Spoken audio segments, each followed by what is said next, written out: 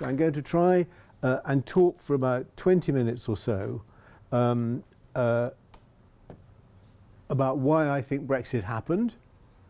And then I'm going to ask 5 of you to just speak, who I've got, whose names are down here for me, for 1 minute to tell me why they think, for one reason, why Wales voted to leave.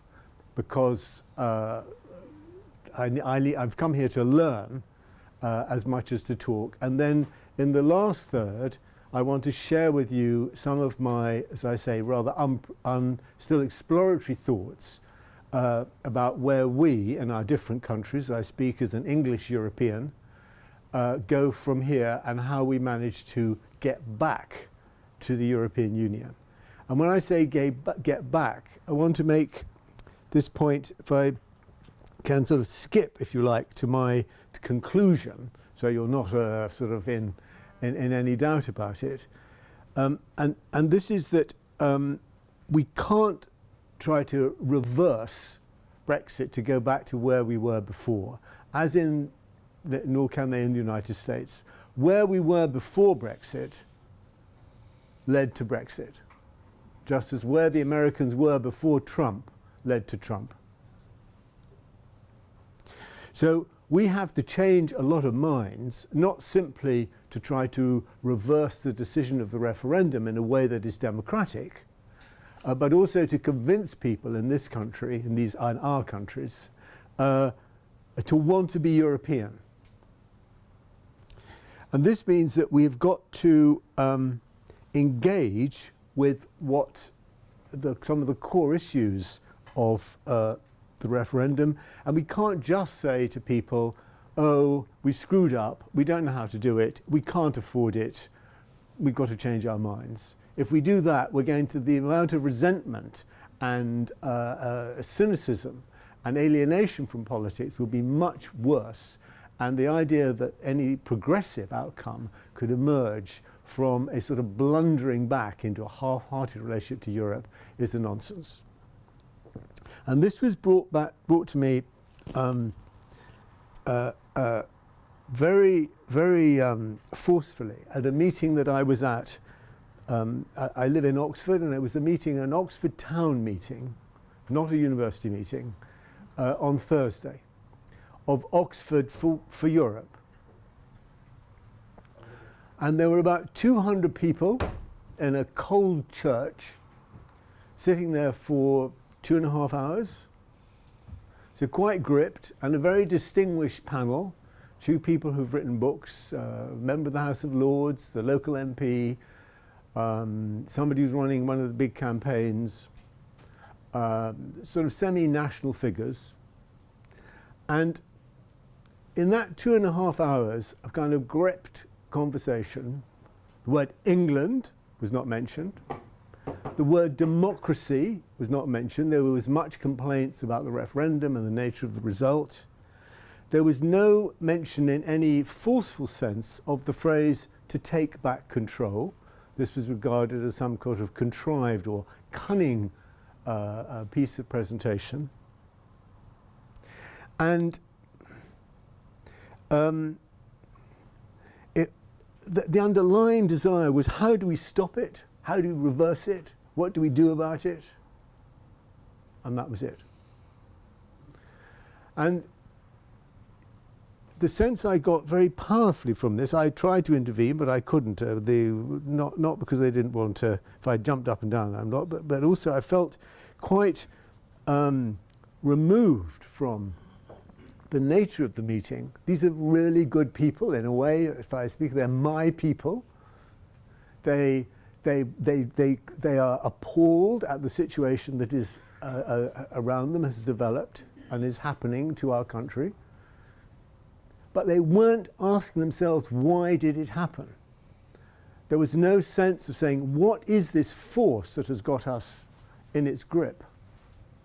So part of my argument is we have to have a better answer to the question of take back control. We have to say to people, if we want to take control, this is how we take control. We don't just blame Europe, something is going wrong. That is a wrong answer to this cry.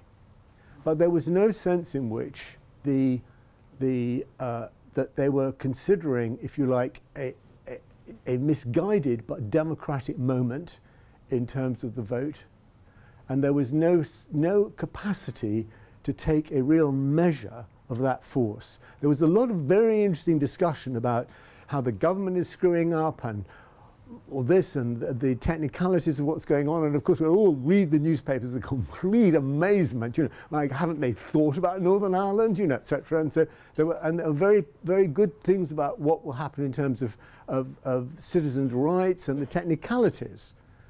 So it was and the member of the House of Lords told us all that, you know, the House of Lords was going to deal with all these amendments, and people cheered on the House of Lords as if this is, you know, I mean, this is not going to solve what is happening here.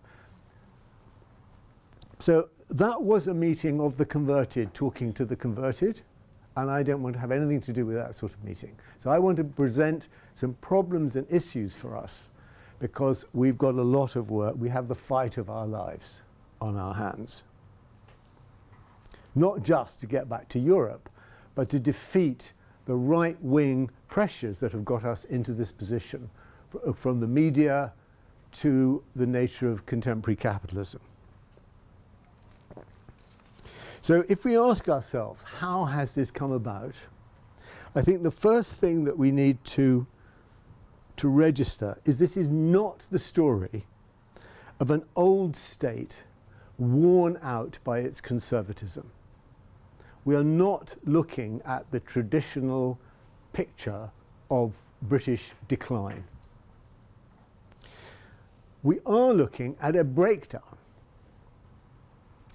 And this breakdown is beginning to take personal form, if I can just say. I mean, I was talking last week to somebody who is a civil servant, not in one of the ministries directly, I think in Ministry of Education, so not directly involved with Brexit, who was saying that her colleagues in the 5 ministries that are burning out, there's alcohol abuse, they're smoking, they're working, they're resigning, none of them believe in what they're doing. But even worse for them, they're not getting clear instructions from the ministers. A civil servant can do a job that they don't agree with if they're working to political bosses who are clear about what the purpose and strategy is, but they aren't even getting that. So there is a sort of sense, a literal physical sense of breakdown within those who are preparing for these negotiations, which is one of the reasons why they're being so badly handled. But this is the breakdown of an energetic state system, an ambitious and energetic ruling system, which has sought to renew itself and has failed to do so. And now a revolt against that failure, a rather complicated revolt against that failure. And if I can just talk about 2 aspects of the way this regime, it's one of the things I discuss at some length. I don't want to go over all of the arguments in the book. One of them occurred under New Labour. I mean, obviously, you know, Thatcherism was an attempt at renewal, and there's a classic thing that Blair and then Brown took on the impetus of Thatcherism, gave Thatcherism a more human face, but were part of that same attempt at economic renewal and revival. But there was a particular political one which New Labour was responsible for, which was the decision taken by Blair after 9/11 to throw in his lot, or the country's lot, with the United States, with Washington, and to try to create, and it's very clear in the memos, the private memos that the Chilcot inquiry published, writing at some length to Bush that the American world order is now being under construction, focused on victory in Iraq.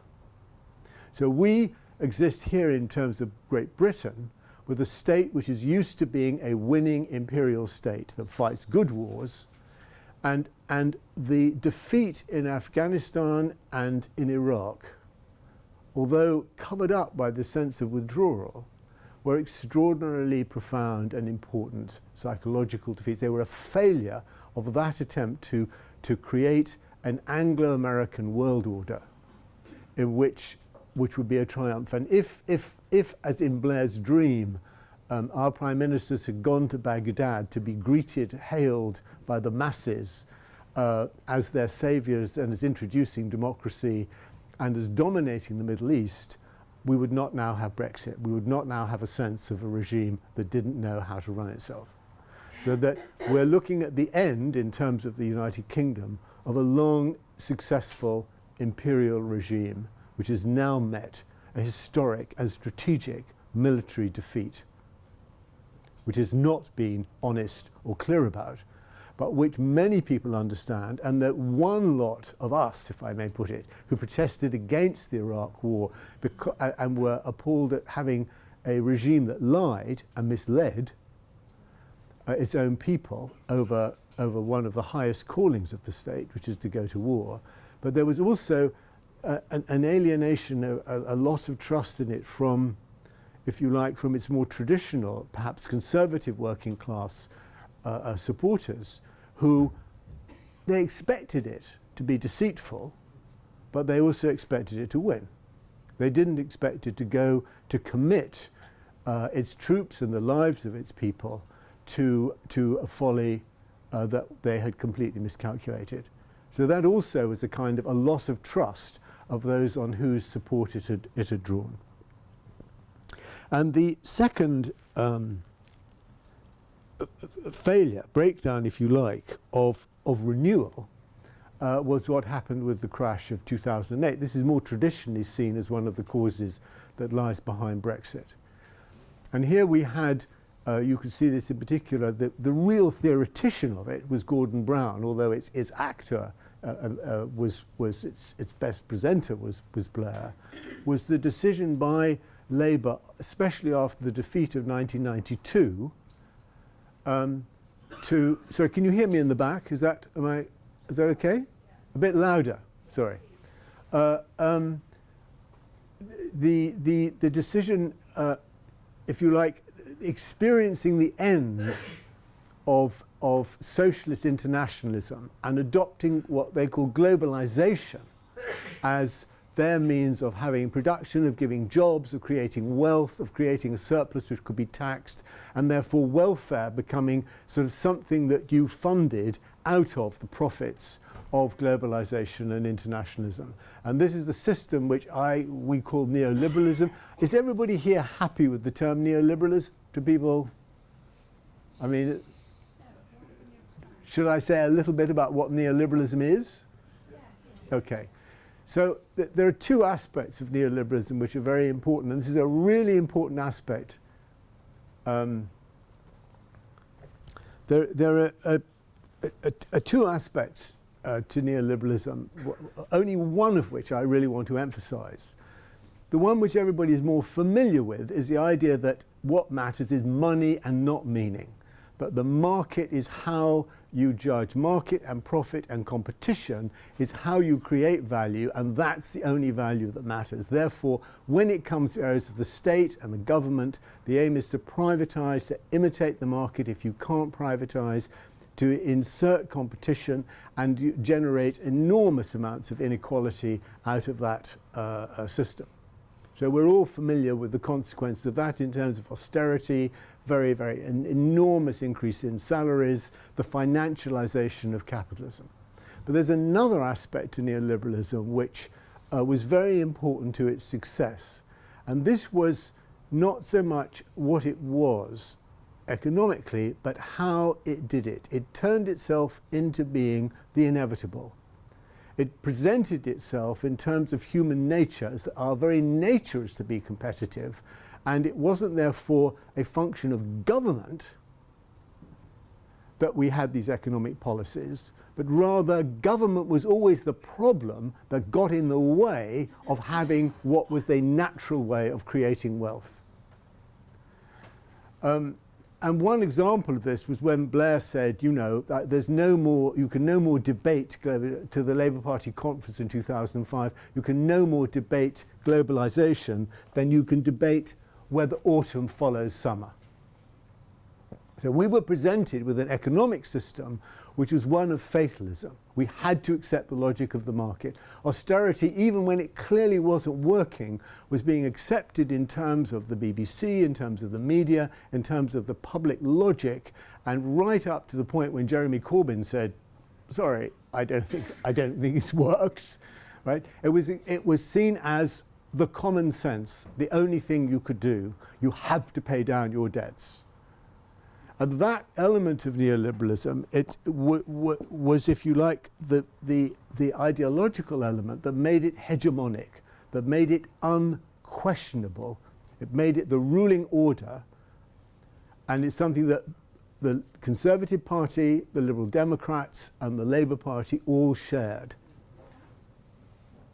And the reason I emphasise this is, and we'll come back to this point, is that take back control, while it was being presented to us by hedge funds, and while it's funded by people who are, in a sense, the most extreme exponents and personifications of the neoliberal order, as an ideological statement, punctures, it bursts, it fractures the whole concept of the inevitability of the political system, political economic system that we are being presented with.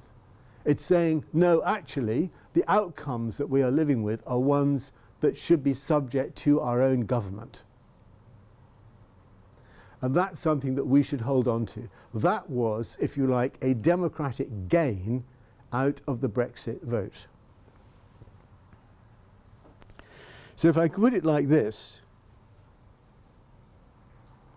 when, for reasons, historic reasons which you could go into, but I think people are relatively familiar with, but for contrived, if you like, inner party reasons, people were presented with the choice of the referendum. They looked at this system. This wasn't like, do I choose between two parties, both of which are relatively close to each other in their social and economic policies? Some of this, some a bit of that. Some are more sounder on the economy, some are better at looking after the health service. It wasn't a kind of a choice between parties that are seen as relatively equal. There was a decision to be taken which was more or less, do you want to carry on being governed in the way you are being governed? And after the Iraq War, after years of austerity, after the failures that followed 2008, after the enormous increase in inequalities that happened with quantitative easing, when the bankers saved their economic system and increased their wealth, while precarity and debt and increased enormously and wages flatlined. Asked that question, people said no. We don't want to carry on as we are doing. The form of that answer is the wrong answer. That they, in a sense, have turned the screw, but that impulse that we're not going to carry on like that is one that we should be. That it is, if you like, a justified and positive thing to have done. So we have a great democratic moment that is leading us to a democratic disaster. And that bittersweet aspect of the referendum is something we really need to face up to and, if you like, embrace and come back on.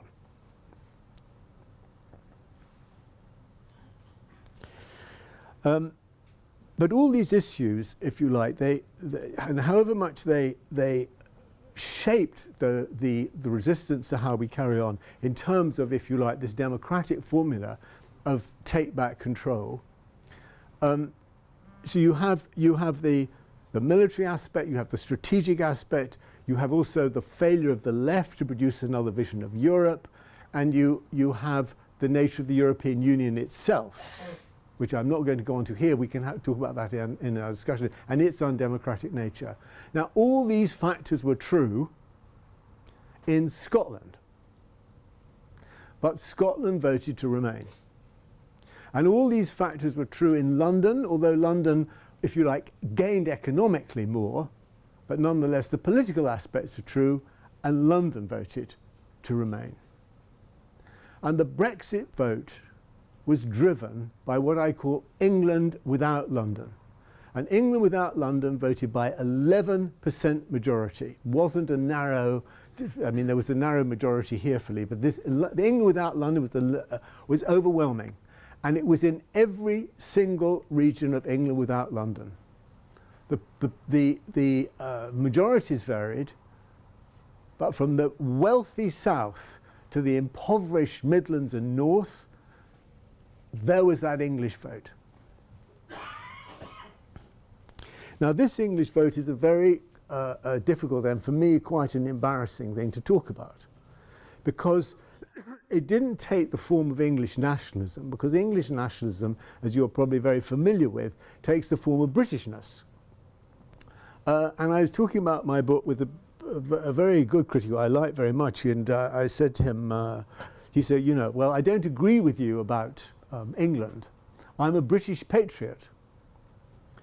And he didn't say, part of the argument in my book is, well, why don't we all just become independent countries, all of us together, in Ireland and Scotland and Wales and England? He didn't say, I'm a British patriot, I don't like your solution, because he was very, very much against Brexit. He said, because I'm an English patriot, I don't need to bother with your analysis.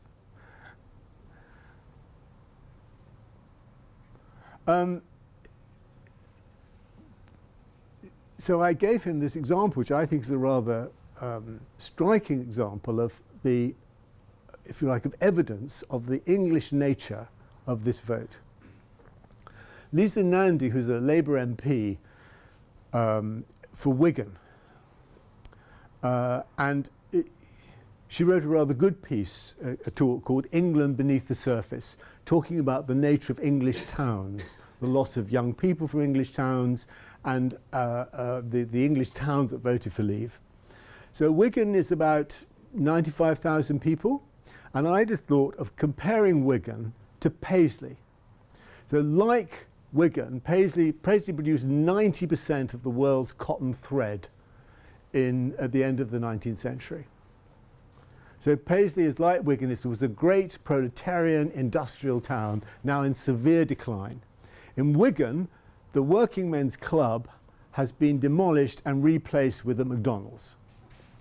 In Paisley, even the McDonald's is closing down. Both towns, for depressed working class areas, quite a high turnout in the referendum of 69%. And in both towns, there was an identical majority in the referendum of 64.3%. But in the English town of Wigan, it was for Leave, and in the Scottish town of Paisley, it was for Remain.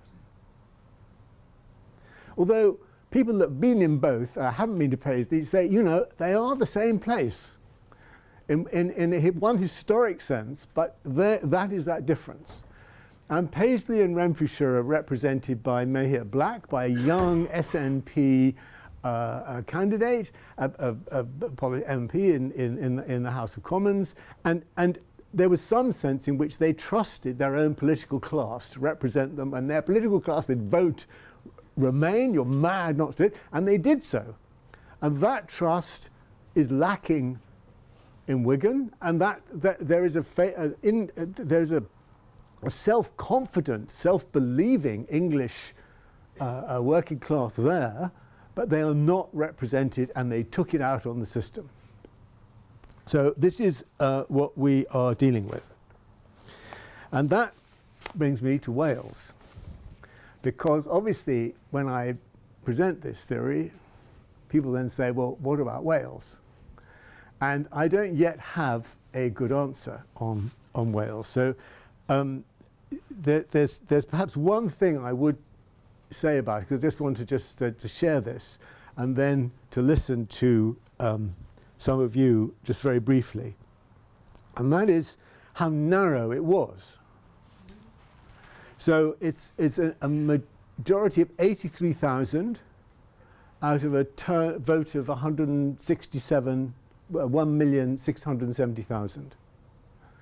And people say, and this is something I'm asking, not that there's been, as in the English towns, quite a loss of young people from Wales. Is that right? And if you lost 100,000 people over the last, young people under 25s, then that is a very big generational aspect, you know, that they would have probably voted 80%, 70 to 80%. That would have been your 83,000 majority. So there is that generational aspect, because while I've emphasized the national aspect, I would just say this before I come to the five who I've said, in the longer term, some form of reversal of Brexit is going to take place demographically. There's one figure which has not been shared very much, but which I was working out when I was working through the figures after the referendum. Young women under 25 voted 80% to remain. That's the only figure that went across above, out of the 70s. And the future is feminine politically, and we can see this coming. And that figure is one just to bear in mind. So however bad you feel at the moment, just if you're feeling really bad, just remind yourself of that one figure. So I'm going to talk first to ask John Osmond. 1 minute. Well, what I would say is that when you think of Wales, it often helps to compare us with Ireland and Scotland. To some extent, coming from a similar place in relation to the big brother next door, England. I mean, our problem is we're right next to it. Right. And so that has all sorts of implications. It has implications to the economy, politics, everything really. In particular, I suppose, the fact that the penetration of the London press and the media in Wales, which is significantly more than it is certainly for Ireland and Scotland. But then you have to look at what's been happening over the last generation. And in terms of broadly the devolutionary movement, I mean, over the last 100 years, particularly with Ireland. Part of all that is in terms of this particular argument and issue, is the relationship of the country with the European location, I would say. Right, you've got 1 minute already. Right, well, I'll just try and end it. But that notion of European location has penetrated into our intelligentsia in a way that it has in Scotland and Ireland, but it hasn't penetrated much further. Right. And if you look at what happened 20 years ago in our devolution vote at the start of this in 1997, we got our devolution by a slender, tiny majority. Scotland was much more affirmatory, and with that, with Scotland came the basis of developing a Scottish identity which had a European framework around it, which is part of the ideology of the Scottish national movement and all the rest of it. There's a similar case here that is much weaker, right? And so we haven't had time.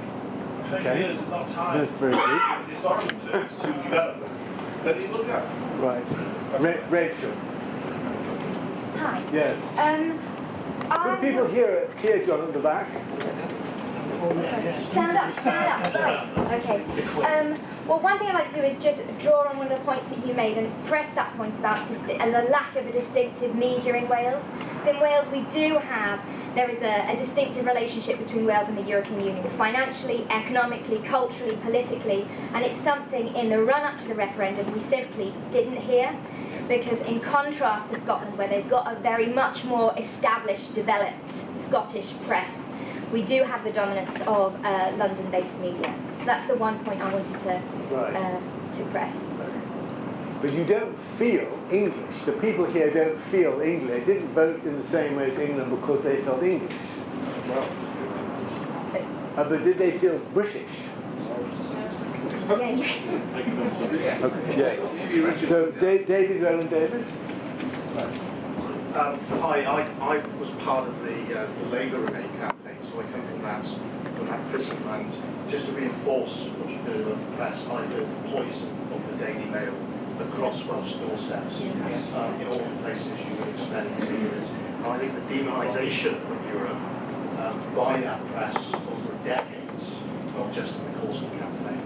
And then if you look how Wales voted, I suspect that on the one hand we were lulled into a false sense of security because with the amount of objective one money, I think the political class in Wales thought we would just get there on the grounds that we had so much money and so much benefit. Yeah. Blue signs everywhere, heads to the values road, lost buildings all over the place, that would see us through. But the reality is that Wales then behaved quite similarly to England. So Cardiff was London. You look at the voting Cardiff, we piled in behind the Remain campaign. If you look at the valleys, which are in a city of 1 million people, it's in a Lydia settlement, it's a city of 1 million people. Disaffected, they were told immigrants were taking their jobs, suppressing their wages, overwhelming their public services, that the EU was stealing their money, and if only we could deal with all that, then, as you say, that all the disaffection they felt could be addressed. And then one of the other differences in Wales, Welsh-speaking Wales was powerfully Remain. Now, to tell you why that is, I don't know what it was. And then the other part of it we had is where we had large numbers of retired voters coming into parts of Wales who brought their conservative voting behaviour with them. They voted heavily in favour of. These are English retired. Yeah, in the next thing. But what I would rather point out is the Labour supporters, they tend to bring their voting habits after 40 years with them. I'm not about to change just because they like it. We are? What? Yeah. Yeah, I'm coming from a completely different perspective, of course, as an EU citizen, still, Dutch citizen. So, I mean, the thing is, with Wales, what surprised me so massively is the lack of understanding what actually Europe was. I mean, even now, I sit in rooms with people that absolutely say Brexit is a scandal or whatever, and you Europeans say, hang on, you're a European, you're defending Europe, and you still think it's something other. So the whole sense of the EU being another was very, very strong, no matter how that campaign. I think also a lot of people I spoke to had this sense that it wasn't going to happen. You know, we're going to give them a kick, we're going to give them a push, it's not really going to happen. You know, there were quite a lot of contradictions. Somebody said, I'm going to vote out, but I don't think they'll ever let us go. She was probably right. And then finally, I think somebody reminded me of the stigma of EU funding, which of course played heavily in the valleys. Wherever the stars of the EU stood, there was a failed scheme, there was a failure in the community, there was a failure. There was a stigma. It's a stigma to get EU. Well, it is like in a way, charity. it shows that your community has failed and needs this support. It's not a few schemes that were funded, it also didn't often deliver what people had hoped for. So I think that also didn't play a part in that. But I think mostly it is the lack of understanding what the EU stands for, what the relationship, what it is, what it actually did, who made decisions, where and what. You know, and I think that really. Okay, Richard. Okay. You said you've got all the facts. Well, yeah. I've been looking at this, working on this for a while now. 3 quick points. First, Anthony is empirically correct. In England, Englishness and anti-European sentiment are very, very strongly linked together. The more strongly British you felt, more exclusively British, not English you felt, the more likely you were to vote Remain. Right. That is empirically correct. So what happened in Wales? 2 points. The first we never want to talk about, but the Anglicisation of Wales. 22% of the Welsh electorate feel strongly English. They voted like the English in England. Okay, that's an empirical fact. The third point is that those anti-European sentiments associated with Englishness in England are associated in Scotland and in Wales with Britishness. Yes. Britishness means different things in different parts of Britain, and in the main, in Wales, Britishness is associated with the anti-European sentiment associated with Englishness in England. I can show you this in great detail, right. But that's basically the story. But do you see where do you see the lines of change if you're looking at that empirically? I mean, do you see any changes since the referendum, and is there a generational aspect to this? In England, we don't have any of the data that I would like in order to actually tell the story of what's happened in Wales since the referendum. But there's clearly a generational aspect to it, but the identity dimension trumps everything else, including class. So, you know, somebody pointed to Gwynedd. I mean, Gwynedd is one of the poorest areas in Western Europe. Yeah. Welsh, you mentioned young women voting Remain. Welsh-speaking Welsh identifiers, 16% of those voted Leave.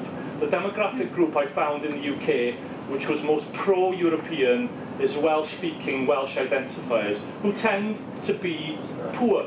Okay, so the left behind thing doesn't work. Yeah. That misses what was going on in terms of identity. Yeah. And I think this is very helpful because it also reinforces this point about money, which is, and the one of the reasons that one way I put it in the book, I think I show in the book, is that the Remain campaign ran a campaign saying we don't like Europe very much either, but we can't afford to leave. And so you were presented, if you looked at the government's pamphlet, by, you know, two forms of Euroscepticism, the real thing, right, or a half-hearted thing, which was, you know, we don't like it, we're not for it, and they absolutely sat on any attempt to say migration is positive, Europe is positive. They did their surveys, and they said this is not going to work with the crucial people that are going to judge things in terms of, you know, in their hearts they want us to leave, but they're going to follow their brain and their pocket. And so they pitched the whole thing in financial terms. And one of the things, I mean, the book, the memoir by Craig Oliver, who was Cameron's sort of PR advisor, and he just says, you know, we won the economic argument. But the problem was it wasn't the economy stupid, right? People heard it, and the statistics show that a vast majority of those who voted Remain gave the economic reason as their number one reason, which means that all those people, so I'm very interested about the subsidies, you know, they knew the economic argument. They just said, fuck that. I mean, that was their response. So do you think Wales, there's some analysis I think that the opinion in Wales is shifting? Is there any evidence of that? There is. Yes. Strong evidence. Yeah. A bit. Do you know what the figures are? I mean, is it shifting more? There's a slight shifting in across. I've seen UK figures as a whole, but you know, there's still margins, not like 10 or 15% shift. Is there a bigger shift in Wales?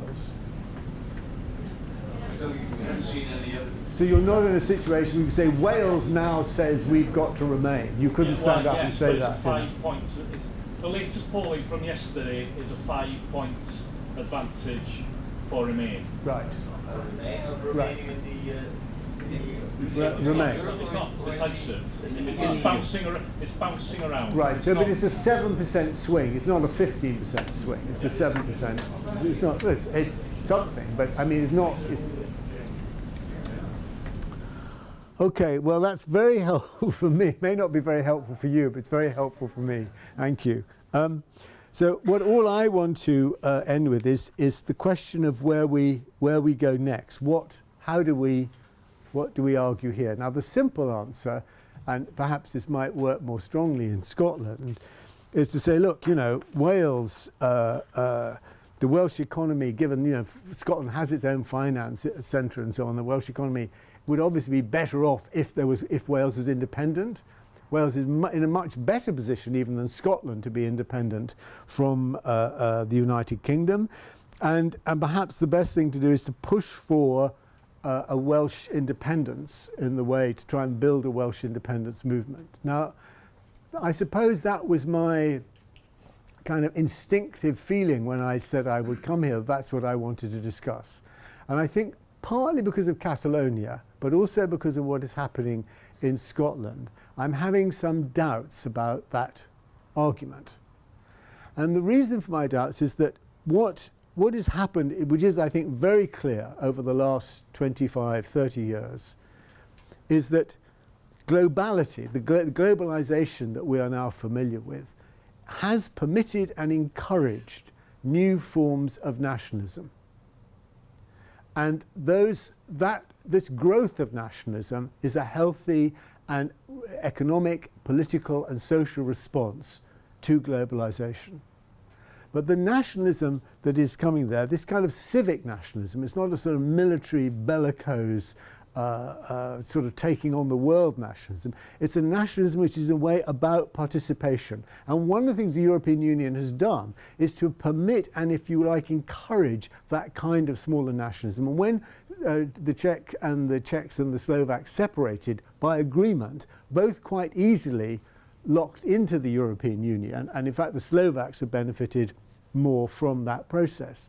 So the power of the Scottish nationalist movement was about joining. It was a better way to be part of the world. That's why this point John Osmond's made, that Scottish independence, Scottish National, the SNP, came alive when Alex Salmond switched the party from being anti-EU to being pro-EU. And your classic British politician would say, well, you can't be independent and in the European Union. And I heard them even saying that about the Irish. But if you talked to people from Ireland, they felt being in the European Union was fulfilled their being Irish in a way that not being in it, but being kind of subordinated to the United Kingdom did not do. So we now if that is the case, the Brexit presents us with a problem. Because Brexit is a form of leaving. Brexit is a negative form. Brexit is an old-fashioned form of combative taking on the world. We're going to show you, a global Britain, i.e. this mistress that you can't have, Great Britain. That's the lure and sentiment of it. And that's one reason why it's going to fail. It's out of code. It's not about joining. It's not about participating. It's not about sharing, growing your sovereignty by sharing it where necessary. It's about being in control of our own destiny, as the Brexiteer wrote yesterday, which is, a form of breakdown in my view.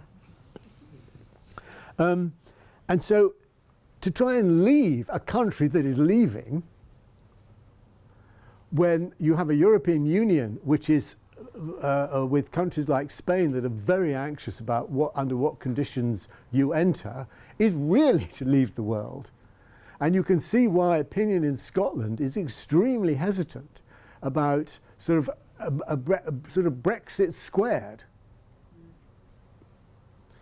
So this simple answer seems to me to lead to a sort of a cul-de-sac, and that you're not going to gain the kind of popular support or response to it which you would like for it to be successful.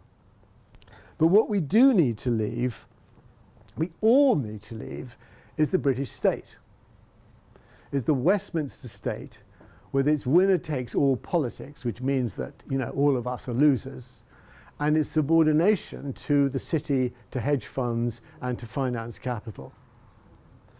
So what I think we should explore is whether there are ways in which Wales for Europe can try to seek to join with the Scots and with Londoners and with the Irish, to join together to say, look, we must take control, we've got to get rid of the British state.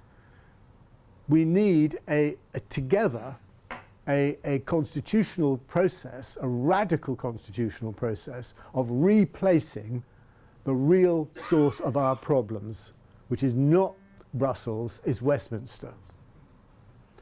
And so the question then is, how can we do that? And this is where, having been, obviously I was a key figure in Charter 88, but Charter 88, if you like, was a kind of a centrist. I'm not saying that in a bad sense, but it was an attempt to sort of break out of a negative polarization, and it was, if you like, and was certainly seen as quite a kind of centrist and reforming.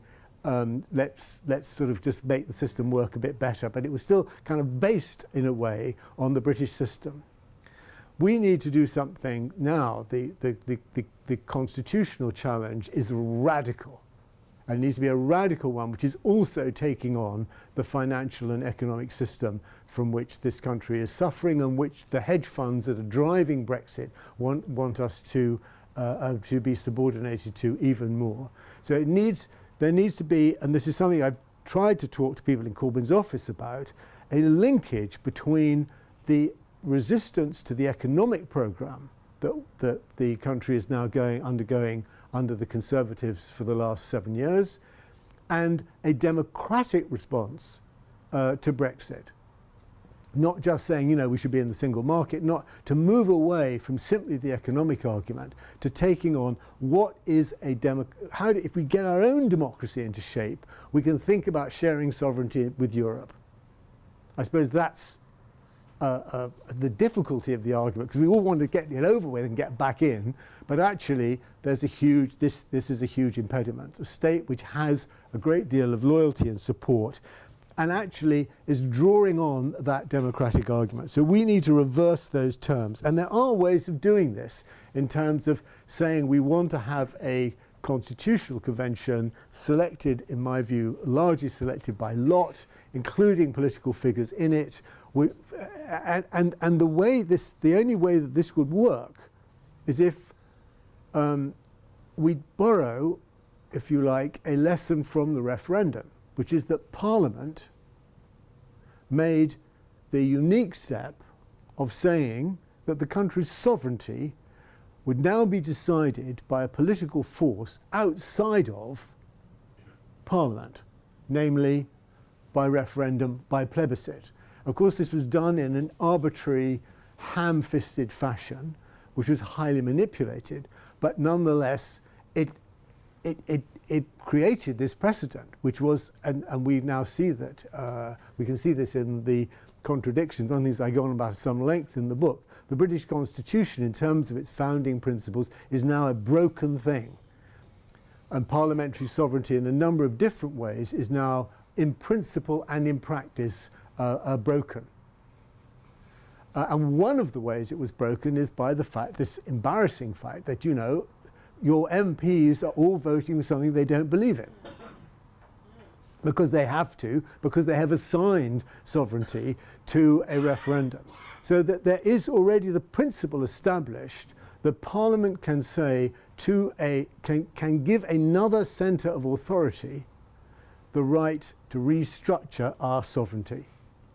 And I think we need to move down that kind of an approach to solve the situation we're in. And I have a quote here, but I think I'm not going to start scrabbling around in my bag to try and find it. But one of the things that you might do to try and get people thinking in these terms is the last thing I'm going to say before we open the discussion is this, that I don't know how many people here have read, I mean, you've been talking about the media, the Macron speech to the Sorbonne. And you've read Macron's speech. We have one. So this is a very good term. So this is a very remarkable speech. Now, I'm not an advocate of Macron, of the sort of, you know, French Blair and all that sort of stuff, but he did one passage in this speech, struck me with extraordinary force. He basically said, I'm a great critic of the Lisbon process, which is the European, now effectively the European Constitution, which was when the French and the Dutch voted down the Constitution, it was reconstructed by treaty, by arrangements of treaty in Lisbon. And therefore they arrived. Merkel was one of the key people. I mean, Juncker said, you know, we will proceed. If you say yes, we will proceed. If you say no, we will proceed. And the French, in their referendum on the actual Constitution, Chirac sent the Constitution about 250 pages to every household in France, and they voted by nearly 60% to reject it. And the Dutch voted by over 60%, the most European country there is, to reject the Constitution. And the European, the leaders of Europe, including Blair, proceeded to treat referendum, as one of Blair's advisors called me, like vermin, and proceeded with that constitutional document, but simply, as Chirac said, taking out of it the word constitution. So this was the Lisbon Treaty was created it was not just an undemocratic process, it was created in defiance of popular voting and popular sentiment. It was an anti-democratic document. And Macron stood up and said in the Sorbonne speech, what happened then was wrong. He didn't simply say, we mustn't do it again. He said it was wrong. He actually said the political structure of Europe, that Europe governs Europe, does not have legitimacy. And he then said, we now have to establish the legitimacy of European sovereignty. And he called for conventions to take place in all the countries of the European Union. Except, he said, after we've done this process, the British will want to come back. But there's no reason why you in Wales shouldn't say to Macron, excuse me, we can have a constitutional convention too. We want to be part of this process. But it's very important that although people now are saying, because of what's happened in Germany, because of what's happened in Austria, because of the rise of anti-federalism, that Macron's project is finished, that there's no hope for an integrated federalism with any kind of democratic legitimacy. Macron's saying the only way to gain a European federalism and to gain a better Europe is through giving it democratic legitimacy. And it's a great tragedy, in my view, that we can't be part of that process. But that, he's at least attempting that. And I think that's something where you could say, okay, we can go about a convention process here, but doing it as Europeans, working with other Europeans. And that then brings me also to the other, if I can say, DM25, which Yanis Varoufakis has founded. And they also are working in a much more sort of intense way in terms of, he's obviously no supporter of Macron on bankers, but of trying to work through a European process, a shared cross-continental European process. So I think that you need to, you need to be able to educate people in Wales about what is going on in Europe. This point that's been made is a very powerful one. And the fact that nobody knows about what Macron is saying is an example of the fact that nobody's interested in. This is a historic issue. If he loses, we're likely to see Le Pen. We're likely to see the rise of racism. So there are very big issues there which we be familiarising ourselves, so people start to think of themselves as being part of a European-wide political process by trying to Europeanise our own democracy in doing that. And that, it seems to me, is the way in which Wales can be for Europe. Thank you.